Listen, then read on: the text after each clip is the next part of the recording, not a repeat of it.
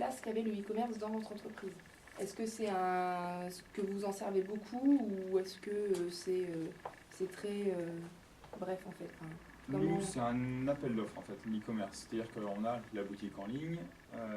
Derrière, comme on est un magasin spécialisé, les gens viennent plutôt au magasin pour voir le produit, le toucher, l'essayer. Après, comme on a sur notre boutique en ligne une quinzaine d'articles, on n'a pas tout référencé sur la boutique. De par faute de moyens, faute de temps. C'est un autre métier quand même de référencer, tout référencer le magasin. C'est une autre gestion au niveau informatique. Après, c'est un appel d'offres, c'est-à-dire que les gens voient le type de produit que l'on a, on essaie de mettre les 10 à 15 produits qui sont un petit peu différenciants de toutes les autres enseignes. Donc ça fait venir, ça suscite la curiosité, ça incite les gens à venir. D'accord. Et vous avez quoi donc comme produit sur les 15? C'est des produits qui sont aussi en magasin ou... On a une sélection chaussures, textiles, électroniques et accessoires. On a choisi les 4 à 5 segments que nous on travaille en magasin. Pour rejoindre un petit peu ce que disait Guillaume, c'était surtout montrer des produits vraiment pour se différencier de notre clientèle locale. Donc au lieu de choisir du textile classique, on va par exemple choisir un textile de compression. Au lieu de choisir de la bagagerie basique, peut-être une bagagerie vraiment élaborée pour la course à pied. Il y a un engouement pour l'électronique et les GPS. On va mettre en avant des GPS à des prix attractifs. Et donc voilà, c'est vraiment sur cette dynamique-là qu'on sert de notre boutique internet. Et est-ce que ça vous rapporte un gros chiffre d'affaires, le fait de vendre sur internet ou... Non, il faudra embaucher quelqu'un qui soit que sur cette partie-là. D'accord, donc en fait c'est un plus... Embaucher un service pour, parce qu'il y a la partie qui se passe devant l'écran, aussi bien sur la conception du site que sur le référencement de produits, que sur la conception des fiches techniques pour chaque article. Puis il y a la partie qui se passe en aval de la commande, toute la logistique derrière, les envois, la préparation des commandes et l'envoi des commandes.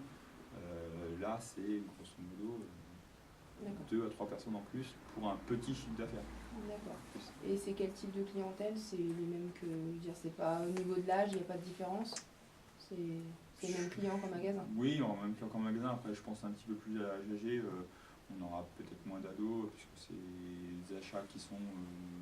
c'est pas des petits achats de 5-10 euros, ce sera plus des achats qui vont être à une centaine, voire plusieurs centaines d'euros. Donc peut-être un petit peu plus réfléchi, mais après dans la catégorie socio-professionnelle, peut-être un peu plus les CSP+. D'accord. Et sinon, concernant votre parcours professionnel, qu'est-ce que vous avez fait avant de monter votre entreprise? Alors moi pour ma part, j'ai fait un BTS Management des unités commerciales, sûrement comme certains d'entre vous sont en train de faire. Donc moi je l'ai fait en alternance à Decathlon, donc le groupe Oxylane. Donc moi j'étais directement rattaché au rayon running.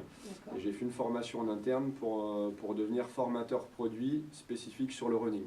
Donc c'est un diplôme interne à Oxylane qui est au niveau européen. Donc il y avait 30 formateurs européens dans tous les pays. Et puis moi j'avais une région au final qui reprenait tout le centre de la France avec la région parisienne et un petit peu l'est de la France. Mais j'étais tout de même rattaché à un magasin, donc je faisais du commerce aussi, véritablement en entreprise. Voilà. Et puis j'ai rejoint courant 2010 Guillaume en magasin dans cette structure.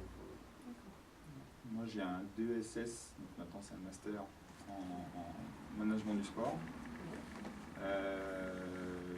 J'ai été embauché ensuite par une marque de sport, entre autres du running, pour tout ce qui est la partie club, la partie collectivité, club, en tout ce qui est maillot personnalisé.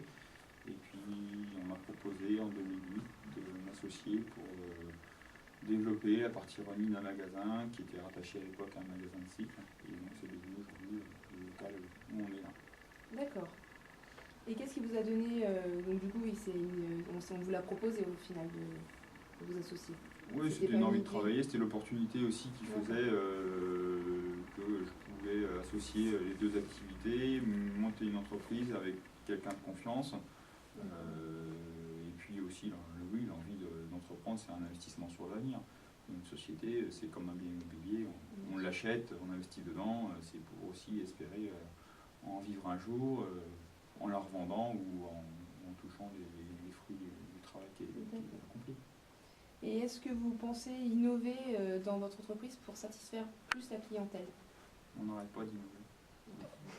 Et donc par le trail, je suppose, par des endroits. Ouais, sur les par exemple, activités justement des extérieures au magasin, avec notamment des événements, des tests produits. Donc dès le printemps prochain, on va mettre en place des tests produits, par exemple via le trail, avec chaussures, tout ce qui va être diététique et puis aussi électronique. Donc faire vraiment tester des produits dans ce segment-là, qui est un segment porteur, le trail, soit disait tout à l'heure Guillaume. Et puis rester sur les événements. Voilà. Donc être au plus proche des coureurs en final. Après, l'essentiel, c'est d'avoir une vue extérieure. Enfin, on est 3 personnes au magasin, 3 visions différentes. Pierre, qui vient vraiment typiquement du monde de l'athlé, qui a bercé depuis tout petit dans ce milieu-là, sur la piste, sur les crosses. Moi qui ne suis pas du tout un coureur à la base, qui est un autre pratiquant d'un autre sport, mais qui a plutôt la partie gestion. Et puis Sébastien qui a plutôt la vision d'un triathlon, donc une vision un petit peu extérieure, qui est moins magasin que nous, aussi qui a une vue extérieure que nous, quand on est le nez dans le guidon au magasin, on ne peut pas avoir. D'accord. Donc ça permet aussi de confronter les points de vue, c'est ça qui est intéressant.